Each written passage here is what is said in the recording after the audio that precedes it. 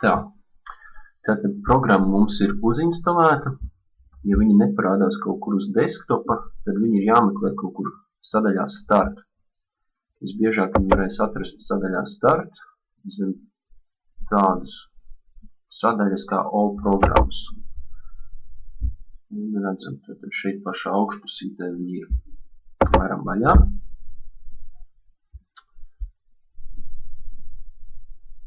Tā kā šī ir izmēģinājuma versija, tad te parādās uzraksts Trial. Konkrēti šī izmēģinājuma versija paredzēta uz 90 dienām. Kas īstenībā priekš tādas testa versijas ir diezgan daudz, jo kādreiz testa versijas bija pieejamas aptuveni uz mēnesi, uz 30 dienām. Tā, un lai mēs varētu sākt darboties, mums ir jāizvēlas opcija Start your free trial. Spiežam virsū. Un mums atverās interneta pārlūks, kur mums tiek prasīts reģistrēties.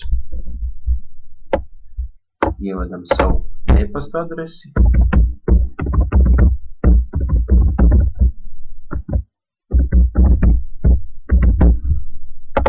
Paroli. Lietotāju vārdu. Uzvārdu.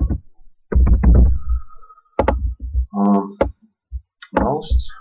Šeit var neko neatzīmēt, jo te tiek prasīts, vai mēs vēlamies saņemt uz e-pasta, teiksim, jaunums par šo programmu. Un spiežam Create Account.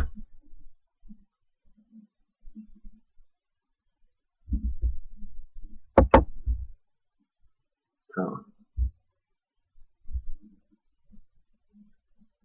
Apstiprinam visu prasīto.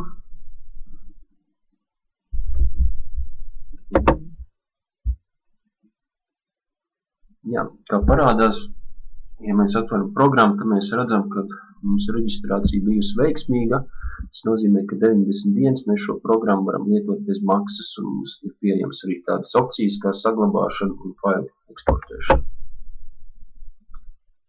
Pārbaudīsim īsumā, kā programma strādā. Kā redzams, viņi vēl kaut ko līdz kādas darbības, uzstādīšanas darbības.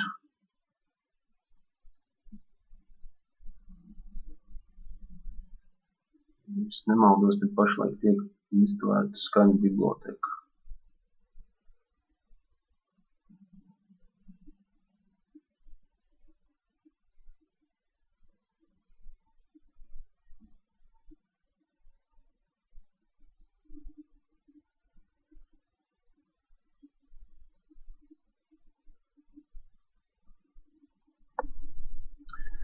Tātad izvēlēsimies instrumentu.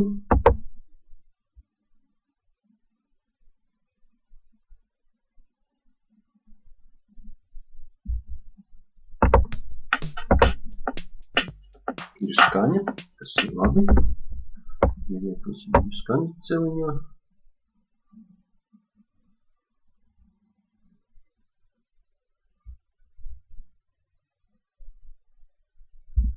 Izveidosim pirmo takti. Ierakstīsim ritmiņu.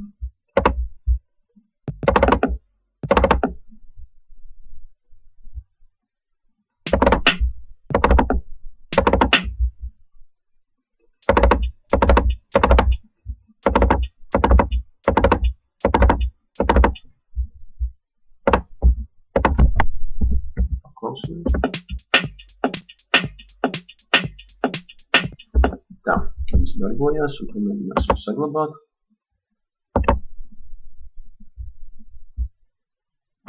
Saglabāsim uz desktopa, nosauksim šo failu. Pirmais.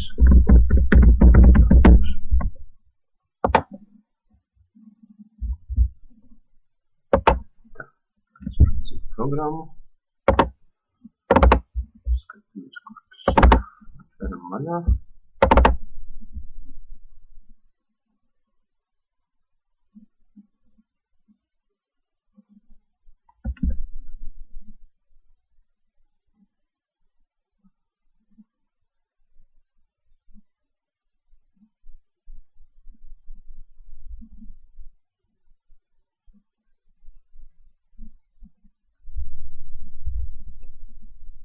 Kā redzams, viss veiksmīgi saglabājies un viss darbojās.